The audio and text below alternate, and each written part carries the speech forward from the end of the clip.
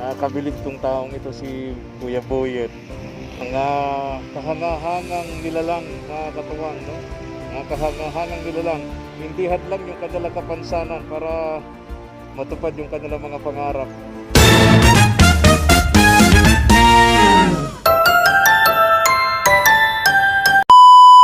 Subscribe to my channel. Good morning, ang mapagpalang umaga po sa ating lahat, mga katuwang.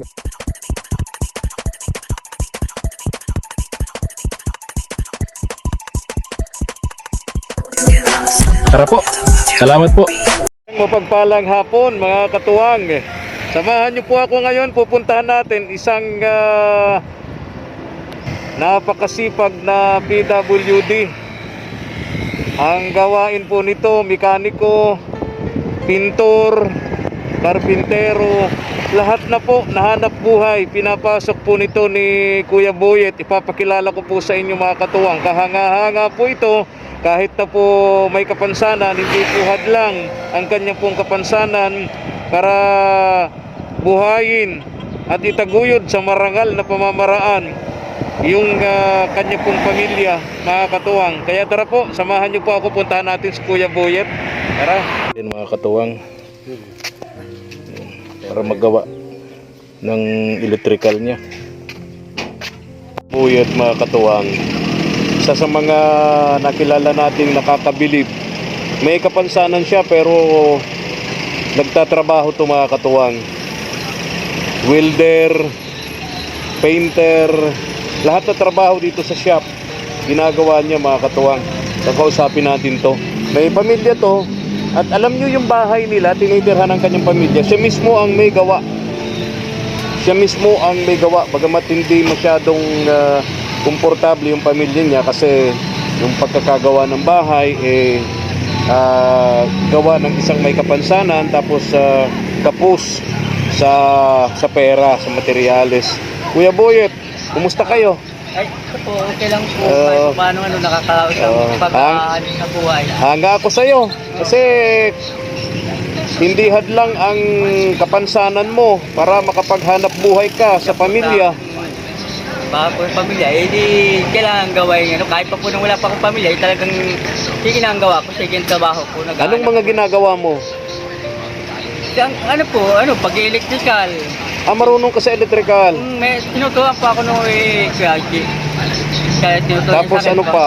Pag-welding. Welding. Welding ba, pintura ng sasakyan. Pintura ng sasakyan. Pag-repair, mekaniko. Oo. Wala tang pwedeng pagkakita na pwedeng pagkaanuhan. Sige lang. Walang pinipili. Basta nasa... Ilan ang anak mo, Kuya Boyet? Ano po, 4 po yan. 4. Asawa? Isa lang. Isa lang.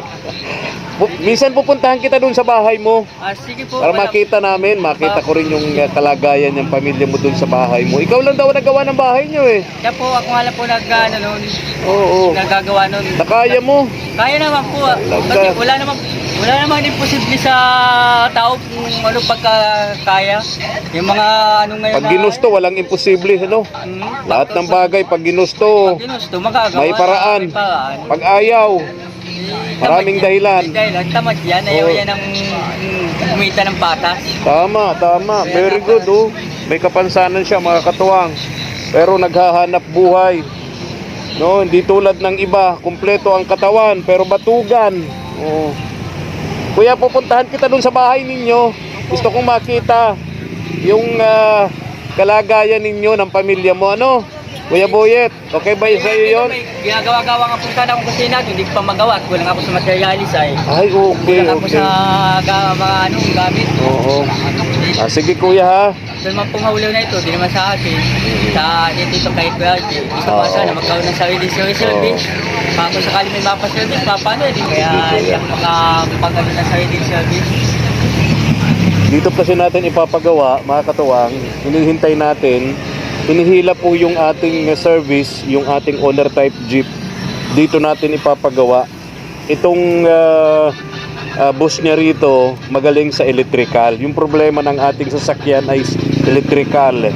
Problema ako pag nag-start. Sobrang hard starting po. Kaya dito ko ipapagawa sa shop na ito.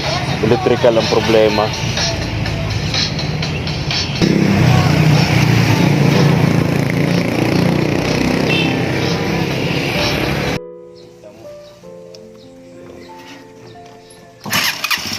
Dadalhin po doon sa shop sa Daet. Doon gagawin po.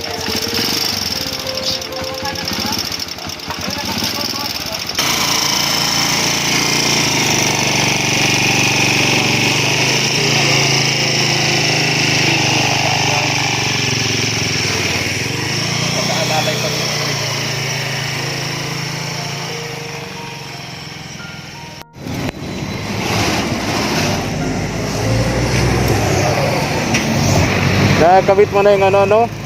May mga piyesa pang kakabit ano? Ito po yung Oh, yung mga piyesa. sa unahan. Oo. Yung dito na po, okay na. Okay Tapos na. kaya na po na yung mga pyesa po na Ha?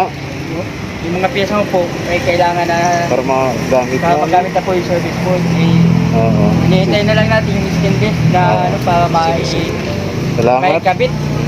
Kahit sa ano, okay na po yung plate number, Oo. okay na, saka sa dulo. Kahit taas ka na. Salamat ha, Boyet. Yung mekaniko po natin mga katuwang. Nakakabilib tong taong ito si Kuya Boyet. Mga kahangahangang nilalang mga katuwang, no? Mga kahangahangang nilalang. Hindi hadlang yung kanilang kapansanan para matupad yung kanilang mga pangarap. Ito ang bahay. Bahay ni Kuya Boyet. Uy, ayun na nga.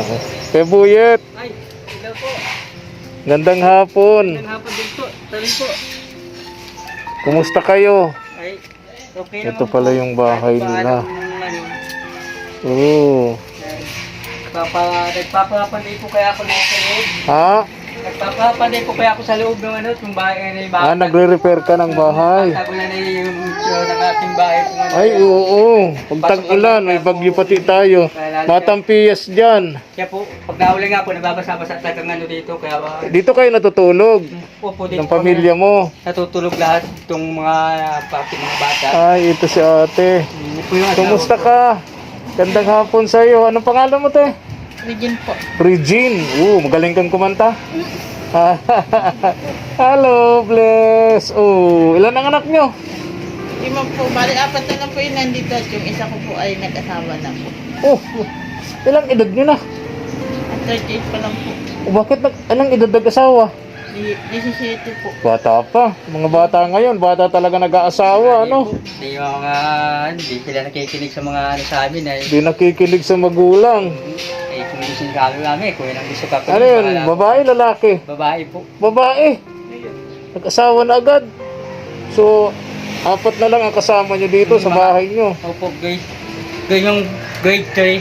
Grade 3 tapos Tapos dalawang grade 1. dalawang grade 1, kambal. Hindi po ano po ay nagtigil kaya itong isa kaya nagkasabay. Tapos itong isa.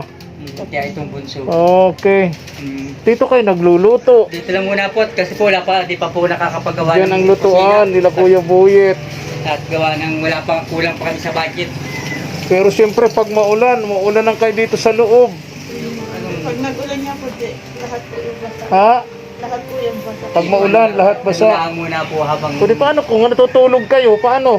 Nantay na lang po pag mahula. Naghihintay na lang maghulaw. Paghulaw, Ginagawan ko na lang po ng bubong-bubong muna. ha? Ginagawan ko lang ng bubong-bubong dito pagka hindi masyado magabi pag nag-uulan. Di ba nung nagkukwentuhan tayo, nung nasa shop ka, sabi mo may bahay ka, nagiba ng bagyo. Opo. Saan yun? Sa ano po yun? Sa Bagong Silang. Ha? Sa Labo. Sa Labo.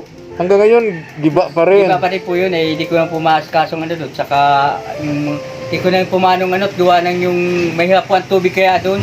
Oo. Kaya sabi namin, dito na nakakot kahit pa paano may tubig. May, So yung mga anak nyo dito na sa Alawihaw, Opo, dito po nag-eskwela, Dito na po nag-i-eskwela. 3. 3. Alawihaw Elementary School. Yan po sa Ilimit sa bahay na lang po kaya malapit sa eskwelahan. Oo. Kasi po doon sa amin, kung dumadoon, mahirap ang tubig, mahirap ang Oo. ano, mahirap ang hanap buhay doon. Oo. At saka malayo sa eskwelahan, Oo. nag-aalala ang ano, minsan wala ako doon, madalas ay nasa malayo ako nagtatrabaho. Oo. Kaya po, time ko, pa kami magkakasama, hindi, dito na lang ako, sama-sama kami kahit medyo itong bahay na ano. So, inaayos-ayos mo na lang. Pero ko na lang, utay-utay habang... Paano yung mga anak mo pag maulan, di nakatayo dito? Hindi ako, dito lang pag ano, Kasi yung ampiyas dyan. po yung bubong, di pa po. Tapos, Yung bubong, butas-butas ang pa nga po. tiyas pa dito. O, di ba? Habang, Oo. habang kami habang nagtatawa, kaya ano pa naman ang helper pa man ang Oo. trabaho ko, kaya Alam mo, bilib ako sa'yo, Kuya Boyet. May kapansanan ka, pero madiskarte. Hindi nga lang sumasakto yung diskarte mo sa mga pangangailangan sa araw-araw, ano? Ito po basta ano lang po, basta nakilala ko si makakakain Kuya lang po. Boyet doon sa shop nung pinagagawan po natin ng ating sasakyan. So katulong siya ng mekaniko, then karpintero, pintor pa, welder pa. Ang daming diskarte. Pero talagang hirap, ano? Siya po talagang yun na yan, kailangan naman ding kahit pa ano, basta legal lang gawa, hindi po masama. Oo, tama yun. Hindi umaasa Sabi sa nga, iba. Sabi nga Kuya Boyet, yung iba, malalakas, kumpleto ang katawan, Siya nga po. mga batugan. Di ba? Nang hihingi. Kung hindi manghingi, nagnanakaw. Pero ikaw, lumalaban ng patas. Di ba?